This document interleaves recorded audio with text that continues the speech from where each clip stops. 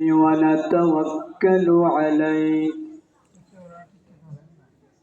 ونعوذ بالله من شرور أنفسنا من يهد الله فلا مضل له ومن يضلله فلا هادي له ونشهد أن لا إله إلا الله وحده لا شريك له ونشهد أن سيدنا وحبيبنا وكبيبنا وشفيعنا ومولانا محمد فقد قال الله تعالى في كلامه المجيد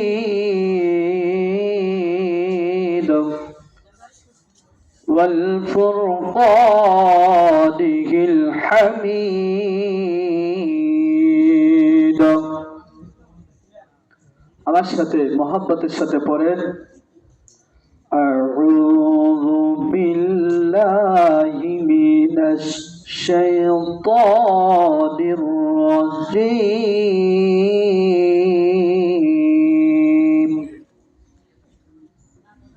বিসমিল্লাহির রাহমানির রহিম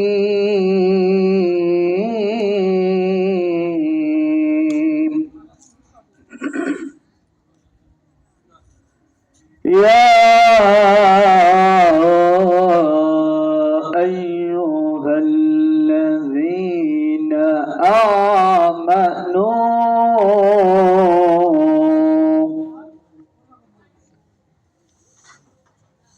يا أيها الذين آمنوا إنما الخمر والميسر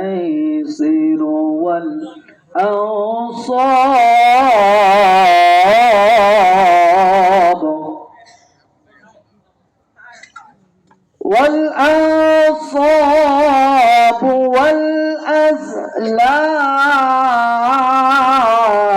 والأزلام رجس من عمل الشيطان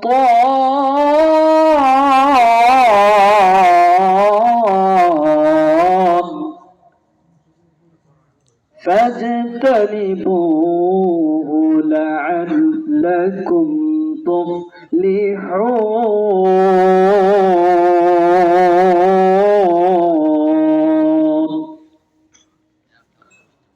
وقال تعالى وما هذه الحياة الدنيا إلا لهو ولعب وإن الدار الآخرة لهي الحيوان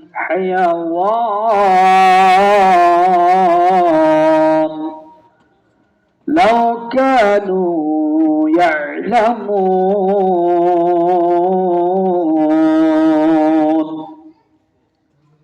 وقال تعالى كيف تكفرون بالله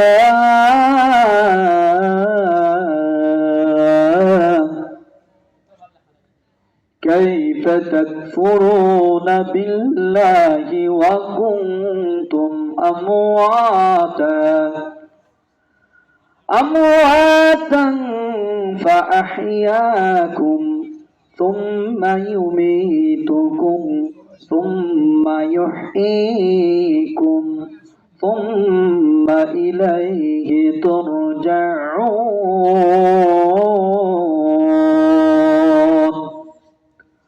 وعن أبي هريرة رضي الله تعالى عنه أنه قال قال رسول الله صلى الله عليه وسلم حرمت الخمر 3 مرات. وقال تعالى يا أيها الذين آمنوا هل أدلكم على تجارة تنجيكم من عذاب أليم.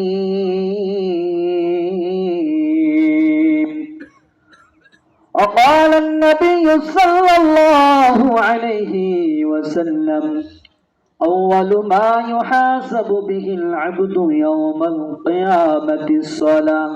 وقال تعالى إن الذين قالوا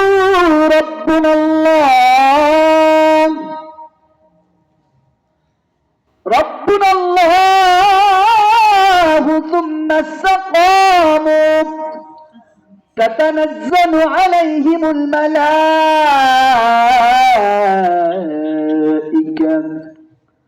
ألا تخافوا ولا تحزنوا وأبشروا بالجنة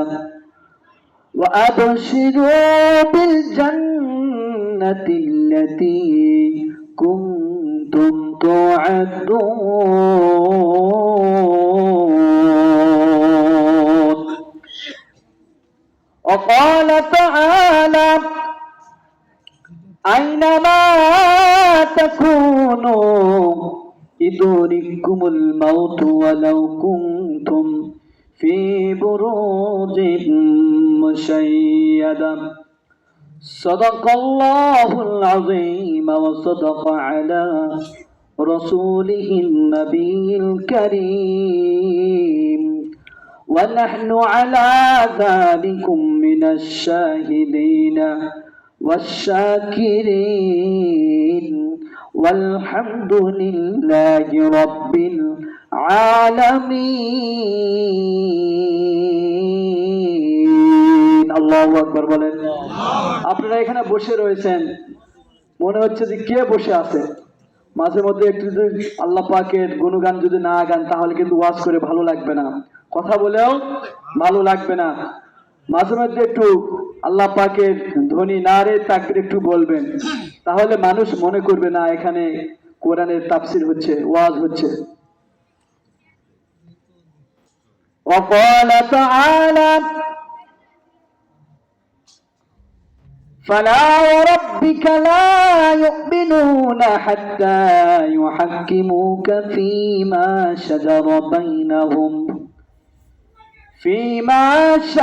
بينهم ثم لا يجدوا في أنفسهم حرجا مما قضيت ويسلموا تسليما. اللهم صل على سيدنا مولانا محمد وعلى آل سيدنا شفيعنا محمد. اللهم صل على سيدنا مولانا محمد وعلى آل سيدنا شفيعنا محمد. শিব আবু তালিব সে কারাগার, কাটলো সেটায় তোমার বহুদিন হলো পার। সবাই পড়েন শিব আবু তালিব সে কারাগার, কাটলো সেটায় তোমার বহুদিন হলো পার। না খেয়ে না ঘুমে কত রাত জেগে জেগে দিন কায়েমের তরে ধৈর্য ধরে ধরে হে রাসূল হে রাসূল হে রাসূল হে রাসূল হে রাসূল হে রাসূল হে রাসূল হে রাসূল কত রাত জেগেছিল তারা দিন কায়েমের জন্য। আমার ভাইরা, দিন কায়েমের জন্য তারা এই দুনিয়ার জিন্দগিতে তারা এসেছিল, অনেক কষ্ট করে তারা দুনিয়া ছেড়ে চলে গিয়েছে।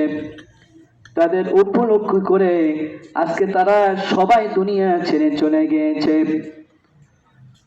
আর কোনোদিন তারা ফিরে আসবে না।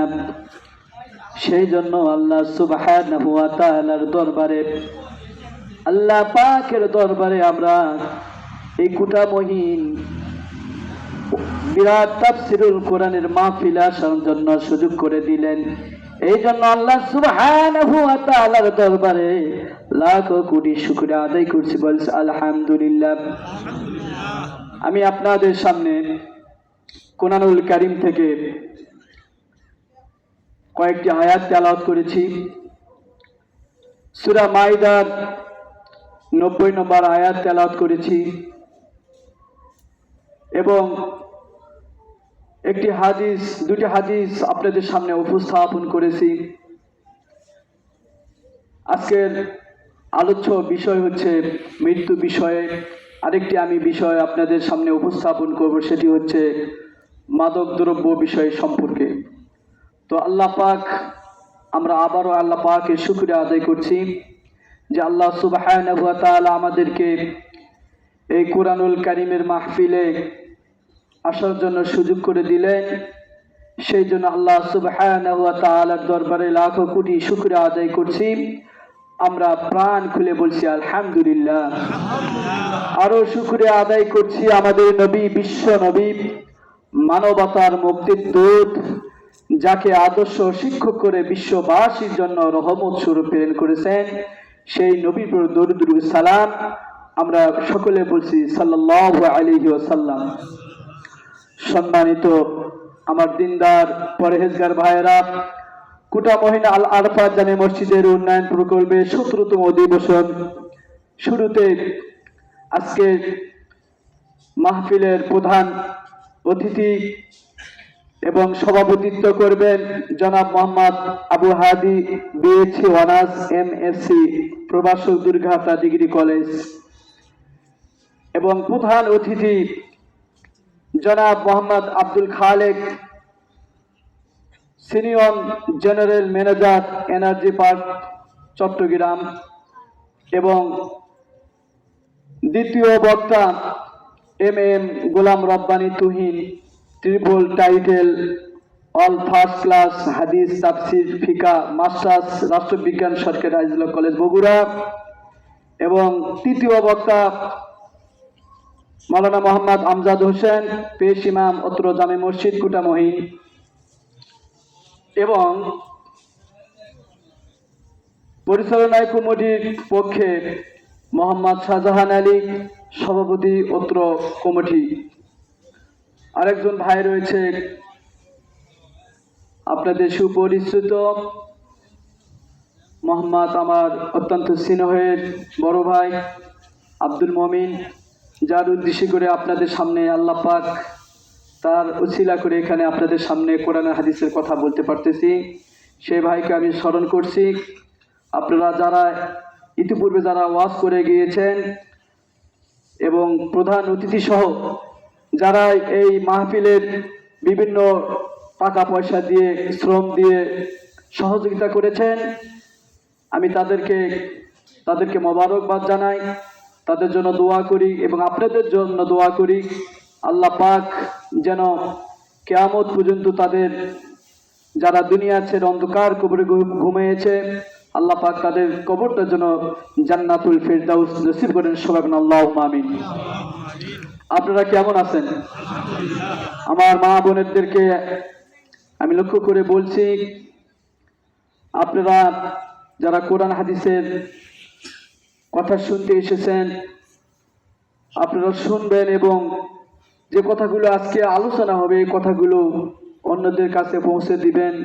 আপনারা উদ্দেশ্য বলছি, আপনারা এত কম সংখ্যক লোক, আসলে মানে আমার জীবনে যে মাহফিল করছি এত কম সংখ্যক লোক আমি খুব কম পেয়েছি।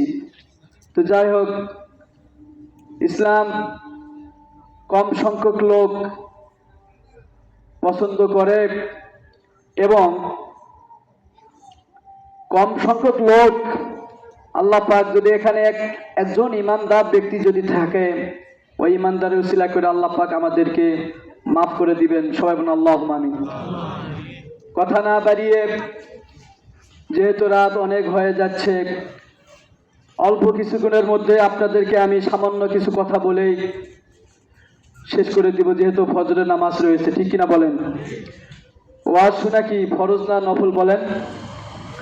নফল। ফজরের জামাত শহীদ নামাজ আদায় করা কি বলেন ফরজ না? সারা রাত ওয়াজ করলাম কিন্তু ফজরের নামাজ আদায় করলাম না, এই ওয়াজ কোনো কাজে আসবে বলেন? কোনো কাজে আসবে না। মেহেরবানি করে আপনারা, আপনাদের কাছে আমি জানতে চাই আপনারা কেমন আছেন? ভালো আছেন তো ইনশাআল্লাহ? আল্লাহ পাকের শুকরিয়া আদায় করছি যে আল্লাহ পাক এই গভীর রাতে আমাদেরকে এই কুটামহীন আল্লাহ পাক আপনাদেরকে পছন্দ করে এই জায়গাতে মাহফিলে আসার জন্য সুযোগ করে দিলেন। আবারও আমরা শুকরিয়া আদায় করছি, আমরা বলছি আলহামদুলিল্লাহ। जिनकी मालूम हजारत, जिनकी मालूम हजारत, रंग की पालती थी, ज़रंग ज़बर कब्र पर है और निशाबन कबर पर है। কত রাজা কত বাদশাহ এই পৃথিবীর জমিনে ছিল, যাদের ঘর বাড়ি গুলো কত সৌন্দর্য ছিল,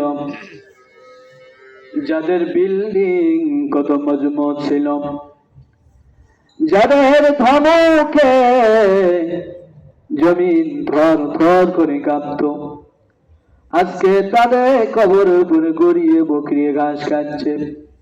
কবর থেকে খেদাবার শক্তি নাই। কুজা পারুন কুজা ফেরাউন কুজা নমরু সুবাহমান কুজা তন্তে সুলাইমান। এখন জাহাজ গাড়ি অবকলেরই বিধান, অগবিনায় হাওয়ায় চলতো গাড়ি হযরত সুলাইমান। মোরা সেই মুসলমান, মোরা সেই মুসলমান। সবাই আমার সাথে পড়েন। এখন জাহাজ গাড়ি অদকলেরই বিধান, অগবিনা হাওয়ায় চলতো গাড়ি হযরত সুলাইমান। মোরা সেই মুসলমান, মোরা সেই মুসলমান। আল্লাহ পাক এই দুনিয়াতে 200 বছর মানুষের 200 বছর মানুষ দুনিয়াতে বেঁচে আছে, এমন কোন মানুষ দেখাতে পারবেন? আপনারা পারবেন কি? আজরাইলের ভয়ে আজরাইলে ভয়ে পালায় পালায় থাকতেছে। 200 বছরকার মানুষ, এমন মানুষ কি দেখাতে পারবেন বলেন? কেউ পারবেন না। আজরাইলে ভয়ে পালায় পালায় থাকতেছে, এমন কোন মানুষ নাই। সবাইকে চলে যেতে হবে, ঠিক কিনা বলেন? আল্লাহ পাক বলেন, আইনামা তাকুনু আইনামা তাকুনু ইদরিকুমুল মাউত ওয়ালাউ কুনতুম ফি বুরুজিম মুশাইয়াদা। মৃত্যুর ভয়ে মৃত্যুর ডরে বান্দা তুমি যেথায় লুকাও না কেন হে বান্দা, পৃথিবীর এক প্রান্ত থেকে অপর প্রান্তে লুকাও না কেন হে বান্দা, যেথায় লুকাও না কেন হে বান্দা, ওখান থেকে আমার আজরাইল জীবনটা ধরে নিয়ে যাবে। এই পৃথিবীর জমিনে থাকতে দিবে না। কেউ থাকবো না। কেউ কি থাকবেন? আমাদের পূর্বপুরুষ যারা ছিল তারা সকলেই কবরের বাসিন্দা হয়ে ঘুমিয়ে আছে। আমরা এর থেকে পালাবার চেষ্টা করলেও কেউ পালাতে পারবো না। কেউ আগে কেউ পরে। পৃথিবীর সত্য যদি 100 সত্য কথা যে আমরা এই দুনিয়াতে কেউ থাকবো না। সেই জন্য কবি বলেছেন, মরণ থেকে পালাও তুমি, মরণ তোমায় লইবে ঘিরি, যদিও আকাশ পানে লুকিয়ে থাকো সিঁড়ি। যেথায় থাকেন না কেন, পৃথিবীর যেথায় লুকান না কেন, আমি আপনাকে আজরাইল কখনো ছেড়ে দিবেন না। সকলকে অন্ধকার কবরে চলে যেতে হবে, ঠিক কিনা বলেন? আমার ভাইরা, সেই জন্য হযরত সুলাইমান আলাইহিস সালাতু ওয়াস সালাম, হযরত সুলাইমান আলাইহিস সালাতু ওয়াস সালাম তিনি ওয়াজ করতেছিলেন। এইরকম ওয়াজ করতেছিলেন। ওয়াজ করার সময় তার এক শ্রোতাকে আজরাইল ধাওয়া করেছে। তার প্রতি নজর দিয়েছে। কে দিয়েছে? হযরত সুলাইমান আলাইহিস সালাতু ওয়াস সালামের শ্রোতা। আমি যে এরকম ওয়াজ করতেছি, এখানে যদি আজরাইল আসে, এইভাবে হযরত সুলাইমান আলাইহিস সালাতু ওয়াস সালামের শ্রোতাকে আজরাইল ধাওয়া করছে, নজর দিয়েছে। ওই শ্রোতা বুঝতে পেরেছে যে আমার আর হায়াত শেষ হয়ে গেছে। এবার সুলাইমান আলাইহিস সালাতু ওয়াস সালাম তার শ্রোতা হযরত সুলাইমান আলাইহিস সালাতু ওয়াস সালামের কাছে এসে বললেন, ওগো আল্লাহর নবী হযরত সুলাইমান, আমার মনে হয় আমি বুঝতে পারতেছি এই মুহূর্তে আমার জানটা কবজ করে নিয়ে যাবে, আমার মৃত্যু হয়ে যাবে। অতএব ও আল্লাহর নবী, আমাকে মৃত্যুর হাত থেকে আপনি রক্ষা করেন। হযরত সুলাইমান আলাইহিস সালাতু ওয়াস সালাম তিনি বুঝতে পেরেছেন মৃত্যুর হাত থেকে কেউ রক্ষা পাবে না, কেউ রক্ষা পাবে না। তারপরেও তিনি ওই শ্রোতাকে বহু দূরে তাকে রেখে আসলেন। ইতিমধ্যে হযরত মালাকুল মউত আজরাইল আলাইহিস সালাতু ওয়াস সালাম হযরত সুলাইমান আলাইহিস সালাতু ওয়াস সালামকে বললেন, ওগো আল্লাহর পয়গম্বর সুলাইমান, আপনার যে শ্রোতা কই গেল? বলে অন্য জায়গায় চলে গিয়েছে। হযরত আজরাইল আলাইহিস সালাতু ওয়াস সালাম হযরত সুলাইমান আলাইহিস সালাতু ওয়াস সালামকে বললেন, আমি যে শ্রোতার প্রতি ধাওয়া করেছি, তার প্রতি দৃষ্টি দিয়েছি, তার এখানে মৃত্যু লেখা নাই, তার অমুক জায়গাতে হিমালয় পর্বে তার মৃত্যু লেখা আছে। সঙ্গে সঙ্গে হযরত সুলাইমান আলাইহিস সালাতু ওয়াস সালামকে এই কথা বলার পরে তিনি হিমালয় পর্বতে চলে গেলেন। আহারে, লোকটি জিকির করতেছে মৃত্যুর ভয়ের জন্য, আল্লাহ আল্লাহ জিকির করতেছে। ইতিমধ্যে ওই জায়গাতে একটা অপরিচিত মানুষ তিনি চলে গেলেন।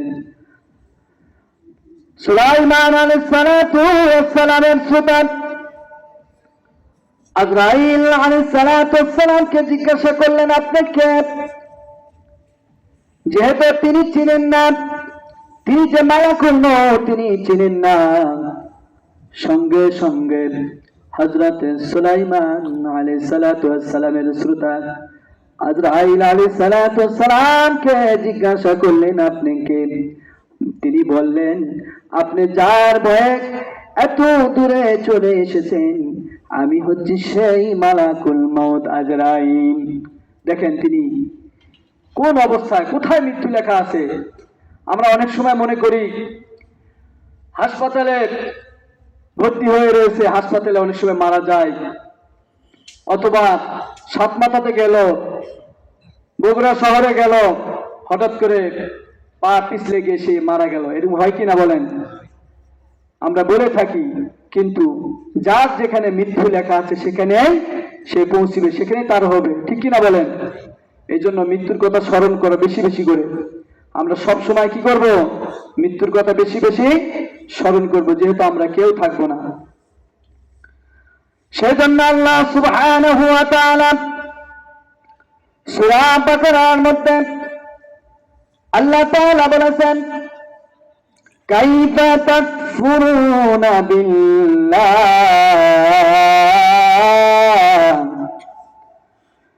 কাইফা তাকফুরুনা বিল্লাহ। আল্লাহ আকবার বলেন না কেন? কাইফা তাকফুরুনা বিল্লাহি ওয়া কুনতুম আমওয়াতা আমওয়াতান ফাআহইয়াকুম থুম্মা ইউমীতুকুম থুম্মা ইউহয়ীকুম থুম্মা ইলাইহি তুরজাউন। আল্লাহ সুবহানাহু ওয়া তাআলা বলেন,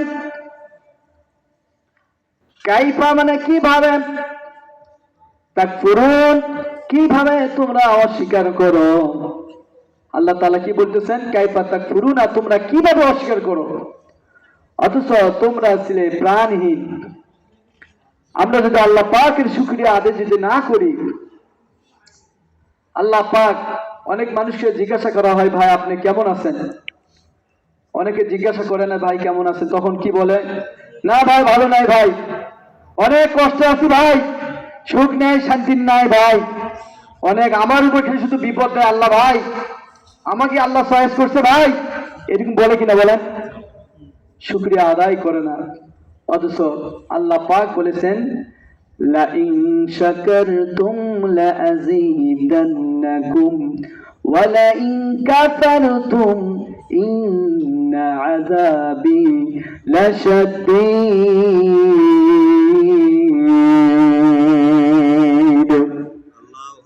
আমার ভাইরা, আল্লাহ পাক বলেছেন, যে ব্যক্তি আমার শুকরিয়া আদায় করল, আমি তার নিয়ামত বাড়িয়ে দিব।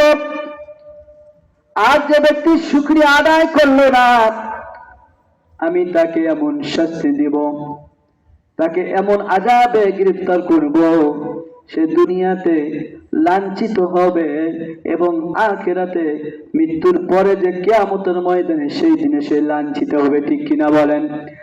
আমার ভাইয়েরা, সুখে থাকেন, দুঃখে থাকেন, যে অবস্থায় থাকেন না কেন সব সময় আল্লাহ পাকের শুকরিয়া আদায় করতে হবে, ঠিক কিনা বলেন? এজন্য আল্লাহ সুবহানাহু ওয়া তাআলা বলেন কাইফা তাকফুরুনা